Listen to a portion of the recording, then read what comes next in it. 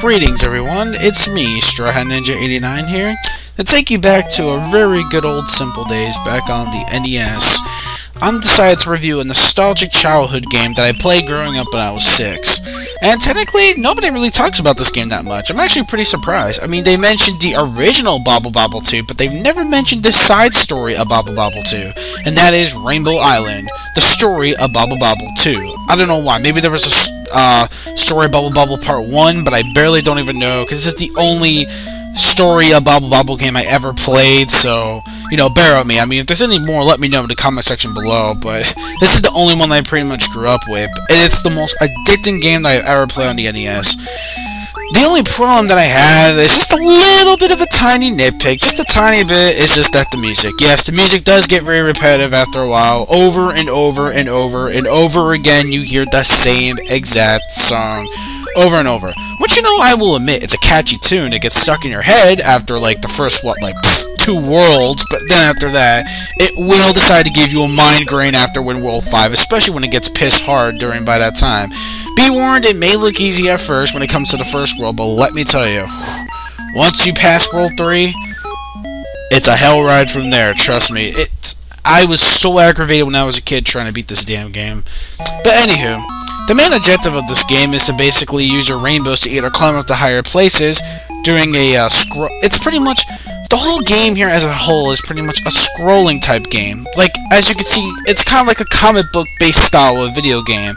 And what I mean by that is, the panels scroll up and up every time you actually have to go up more higher places. The screen will pretty much scroll on up, as you're seeing right here. And that's the only way to progress to this game. It pretty much follows the same pattern, except that it gets a lot more trickier and, yeah, very frustrating. But it's very addictive nonetheless. I mean, granted, like I said, the music may give you a migraine after a while, but it's, you know, you can tune it out. You can, I mean, nowadays when you have emulators, you can basically just pop in an MP3, pop in a song, and just play it. It's one of those type of games, you know, but it's still very, very awesome. What I like about this game a lot is that the unique ability, like, the unique specimen of the gameplay here is actually using, like, the way that he uses his bubbles to climb, his rainbows, to climb up, is actually very unique. It's very cool to actually have something like, you know, like you actually have an ability to create your own path to actually keep going up, which is something I like, which is kind of cool. Instead of just basically like in any other platforming game, or a side-scroller for that matter, you basically have to find something or move something to actually make it to a higher point. You can basically don't even have to do that. There's no ladders or nothing, you're just relying on your own powers to actually climb up. It's pretty much, you know, hey, we're not going to give you any help with any ladders or climbing objects or whatever, or boxes. So screw that, you know? You're on your own for that one. Yeah, but it still makes it very easy and very, very fun, instead of just basically having the same old type of, you know, let's get on this box and then jump on all the other platforms without the need of your, like, anything with you to make you jump. You actually have your own way to jump and create your own bridges. In fact, you can create a whole bunch of rainbows. It's not even funny. One time I created like at least 9 or 10 different rainbows. It's scattered all over the screen, but I think one time I actually performed a glitch, which I thought was really funny. So yeah, oh yeah, I forgot to mention there's also boss battles in this game as well. I believe it's like the 4th or the 5th level. Just hold on one second. Alright guys, so like I said, this is pretty much the whole boss battle coming up. And yes, I will admit that sometimes getting to the boss is a little bit of a pain. And the ways you have to navigate to... Look at that. I love that glitch. It's so funny. It's like the ladybug's like... Brrr, like he's having a damn spaz attack or something. Good old NES spaz glitches. Oh yeah, okay, at least you finally get some different music for a change. We're not actually battling a boss. Well, this one is technically very easy. The other ones do get very tricky, my matter.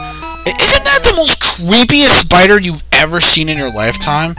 Like, for real, it's like one of those evilest and creepiest spiders of video game history.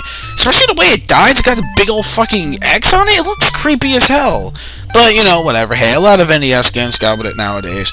But ever since I was 6 years old, I kind of began to shit my pants when I saw that. But whatever, it was still worth it to see the other creepy type of bosses you can actually, you know, face later on within the game. And now here's World 2, which, you know, again, isn't really that... Well, actually, this time it's different varieties. But when World 2 actually comes along, you know, there's different variety changes and different level designs that actually make this game a whole lot of fun.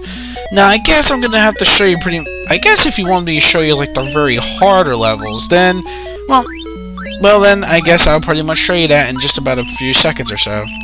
I just want you to take a look at the environments and how awesome they look when they actually become more of a whole when there's different worlds upon you. Now that's cool that you got different types of enemies finally. Instead of just the same old unique enemies, every different world has different enemies, which I find is really unique.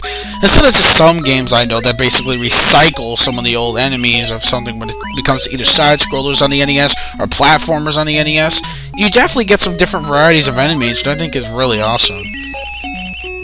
Oh, I forgot to tell you that pretty much when technically when you see those red little diamond things that you get, those red diamonds are basically what you need in order to get the true ending. You need to collect as much of those red diamonds as possible to get a cutscene.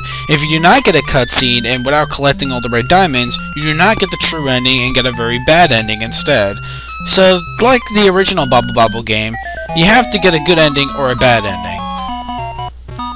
Okay, it's not just red jewels. There's actually not just red jewels, but orange. Oh, wait a minute. No, wait a minute. No, this is where it gets actually hard. Oh god, I remember this level. Oh, Jesus. I hated this level so much. No, this is nothing. Wait till you get to the fucking third or fourth part of this world. It does get very tricky. Now, I remember, it's World 3 where it really will start to get very tricky. So, there's tons of extra stuff. You have to find a whole bunch of diamonds. Now, those diamonds will get you the true ending like I mentioned, so be prepared. If you just want to get a bad ending and just go right to the game, to be my guest, you don't have to collect the items to get a bad ending. That's fine too. Whatever ending is possible. And that's what makes this game so fun, because there's so many different endings you can get that makes it more worth the challenge, you know? And it actually improves your skills a lot more. Now, are there any problems that I have with this game? Well, besides a little nitpick like I mentioned with the music. I will admit the only tiny little other nitpick I have is that some levels will glitch out. And they will glitch, believe me. There are times where there is either slowdowns or there will be some glitches here and there. But other than that, you know, it's nothing to pretty much rave or get angry or pissed off at. It's still a very enjoyable game nonetheless. See? Like I mentioned, look, the slowdown, there's a couple of slowdowns here and there, and a little bit of glitches galore, but nothing really too serious that will make me hate the game. Well, technically, that's all I really gotta say for Rainbow Island. If you haven't checked it out, I beg of you, please get the NES Netopia emulator, download this game, and you will not be disappointed. It's a shame that this game is not on the actual Virtual Console on the Wii, or even on the eShop on the Nintendo 3DS.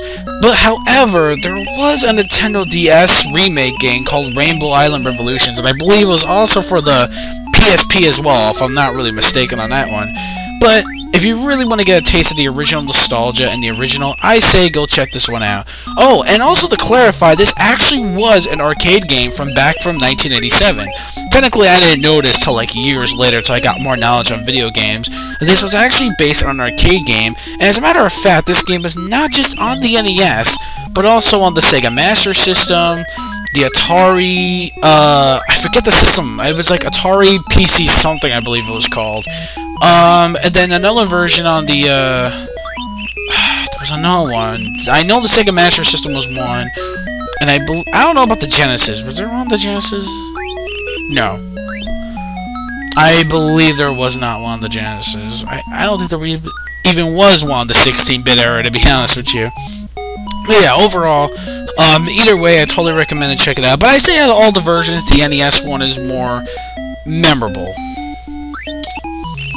Oh yeah, I forgot to mention that if you notice some of the wall backgrounds, they kind of look like stuff that you see from the Super Mario Brothers games. I'm talking about the originals, Mario Brothers 1 and 2, aka Lost Levels. Oh yeah, and oh look at this, a very giant chibi-looking vampire thingy, which again has another creepy-looking boss.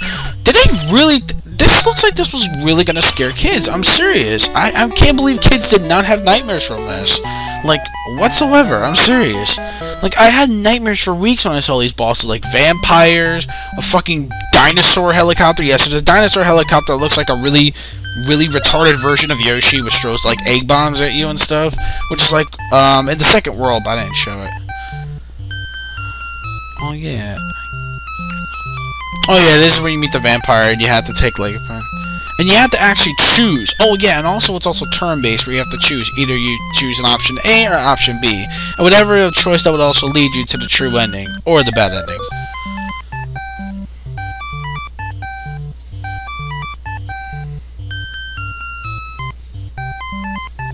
I have to say, it's very, very deep how they actually figure... Oh yeah, it's not really Dracula, it's really Bobble himself.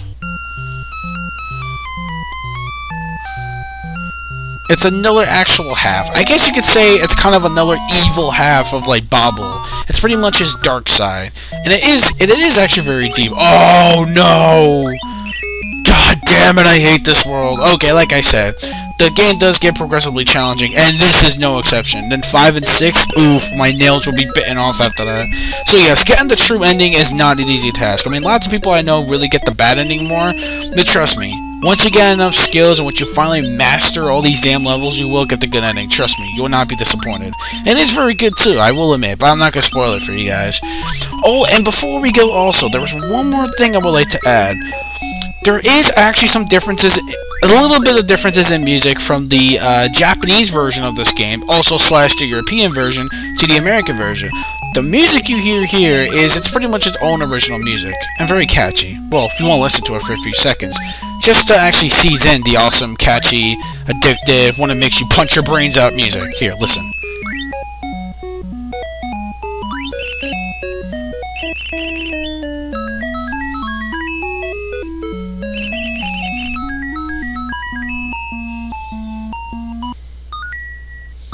Okay, now I'm going to show you guys the European and Japanese, well, also slash Japanese version of the game as well. Since I also have that emulated as well, so I'll show you guys that right now.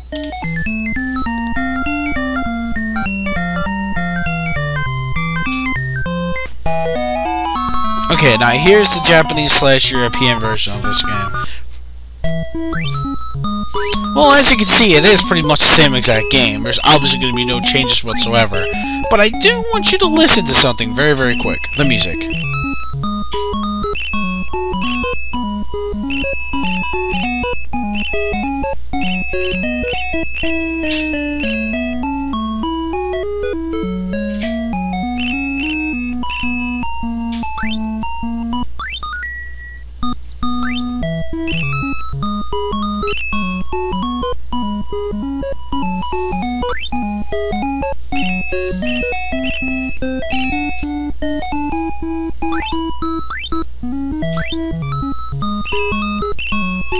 Do you hear that? It sounds like the beginning of Somewhere Over the Rainbow from Wizard of Oz. I'm serious. I'm surprised the fucking Japanese did not get sued for that. Because it sounds a little bit like that. Even the second verse, look. Well, you kind of missed it, but it actually did. I'm like, what the hell?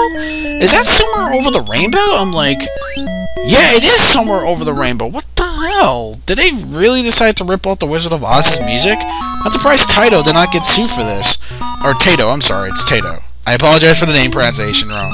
So anyways, thank you guys for watching. If you haven't gone check this game out, I say go check it out. Either this version, the arcade version, Sega Master System, whatever. Whatever version you can get your hands on it, check it out. It's totally, definitely a recommendation for me. And please, for the love of God, Nintendo made this available for the last time for Virtual Console on the NES Virtual Console eShop on the Wii, or on the eShop on 3DS. I don't care, whichever. I don't care. Just bring this game back to its popularity, bring back the nostalgia fans who really love this game. Strawhat Ninja 89, over and out. Thank you for watching, my friends. Peace out, guys.